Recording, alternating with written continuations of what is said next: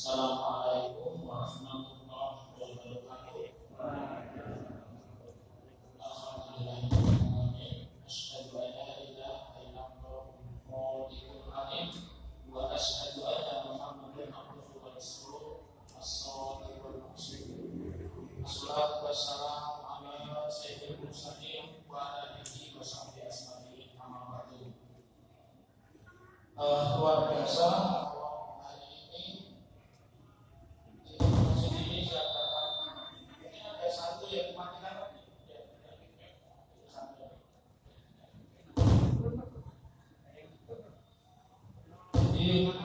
ini satu tema menarik, dan meskipun negara tidak menginisiasi untuk memeringati pemberontakan G13 PKI, tetapi muslimin tetap menyelenggarakan.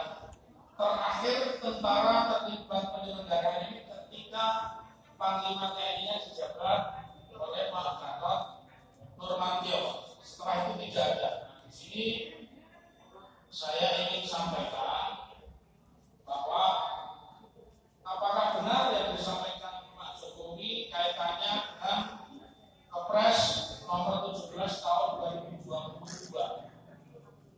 Kalau di banyak kesempatan Pak Jokowi menyebut bahwa pada saat pidato kenegaraan di depan DPR tanggal 16 Agustus sudah disampaikan Kepres nomor 17 tahun 2022.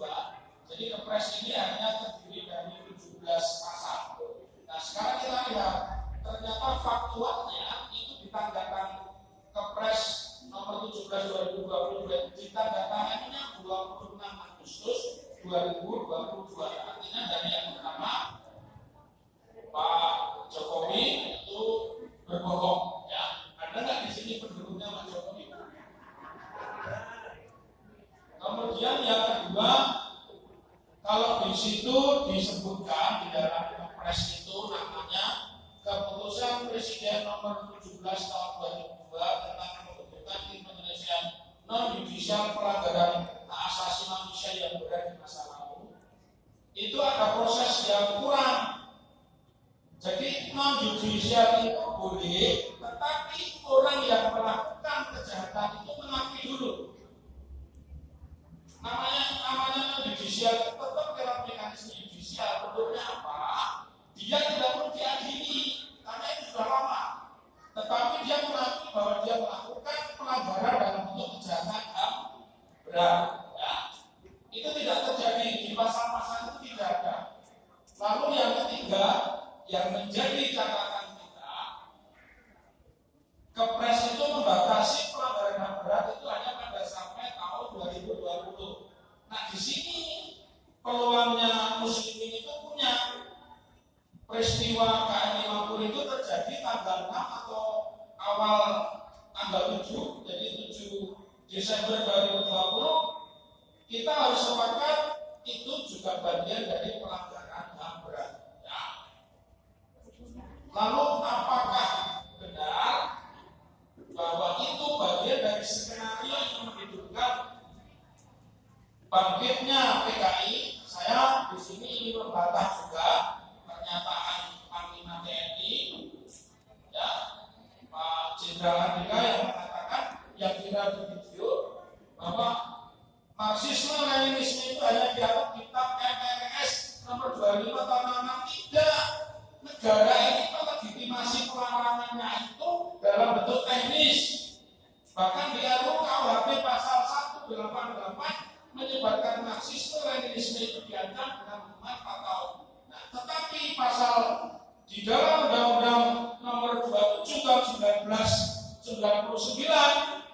di pasal 107 jelas disebutkan, jangankan menyebabkan Marxisme Leninisme, memasang lambang-lambang PKI itu pun ditangkap. Ini Kapolrinya di masa Pak PKI, tetapi ini menjadi pasal yang manusiawi di masa pejabat Tito Karnavian. Ya. Oleh karena itu ada 3 catatan saya tadi. Apa yang bisa dilakukan muslimin? Ini momentum yang sangat strategis. Masyarakat muslim seperti yang dibilang Pak Menteri, saya selalu menolak ketika kirim gambar ke WA grup, teriak-teriak dicaci maki, siapa yang mau caci maki? Ya kamu kritik itu siapa? Kalau kita ingin berjuang keluar dari ruang privat, ini ruang privat. Bos Agro ini kan nggak tahu saya sama Pak Menteri. Kalau Pak ke ruang publik, baca undang-undang ini dibawa ke kantor polisi. Pak polisi yang pakai kaos tambah komunis, kamu tangkap dasarnya ini. Undang-undangnya belum dicabut, bahkan KUHP itu sudah mencantumkan. Artinya apa? Artinya ini kan satu manipulasi dari pemberlakuan pada pasal-pasal nasionalisme yang diangkat justru orang itu tidak boleh melakukan politik identitas. Maka hari ini saya berbeda ya, saya pakai belangkon, pakai sarung ya. Identitas saya Muslim begitu Pak Putri. Ya. Jadi justru yang dilarang ini politik identitas. Muslimin itu harus radikal, ramah didik dan berakal. Kita berani juga karena kita punya alasan hukum, kita takut juga kita karena punya alasan hukum. Karena itu saya sama Pak Putri ini selalu seiring. Saya kenal sama Pak Putri waktu masih semester 4. Ya, semester 4. Jadi waktu itu semester 4 dan tahun 92 saya anggota DPR termuda ya Pak Putri ya. Jadi kalau pengalaman politik insya Allah sudah ada. Kembali sahabat-sahabat semua, para alim, para ulama, pesatid dan mujahid yang ada di ruangan ini, kalau kita lihat penjelasan dari pasal 107 Undang-Undang Nomor 27 Tahun 1999 yang diundangkan 19 Mei itu jelas. Barang siapa yang secara tangan hukum di muka umum dengan lisan, tulisan atau melalui media apapun menyebarkan, mengembangkan ajaran komunisme, marxisme, leninisme dalam segala bentuk dipidana dengan penjara paling lama 12 tahun. Jadi dari sini teman-teman bisa menjadi protes kalau Panglima TNI mengatakan hanya pakai PRS dan tidak ada secara detail melarang, tidak benar. Ya. Jadi yang benar ini karena ini yang bicara itu undang-undang. Ya. Kemudian kita kaji sekarang Kepres nomor 17 tahun 2022 yang diundangkan 26 Agustus itu di pasal 9 disebutkan ya pelanggaran HAM berat ini tidak secara ini disebutkan dan itulah manipulasinya saya sebut. Tidak disebutkan secara teknis pelanggaran HAM berat itu kriterianya apa? Pelanggaran HAM berat tetap harus diadili lewat pengadilan HAM. Di masa pemerintahnya Pak Jokowi tidak ada pelanggaran HAM berat. Meninggalnya adik-adik kita pada peristiwa 2016 apa itu 212 anak-anak itu pelanggaran HAM berat.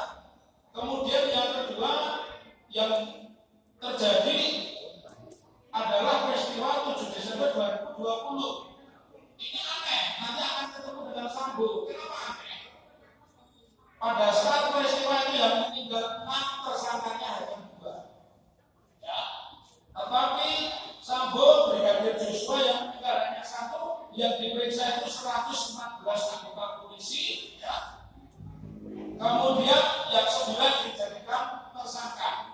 Karena itu muncul pertanyaan di benak kita, sesungguhnya pengungkapan ini untuk kepentingan polisi, kepentingan kroni atau untuk kepentingan hukum? Itu pertanyaan dasar dulu.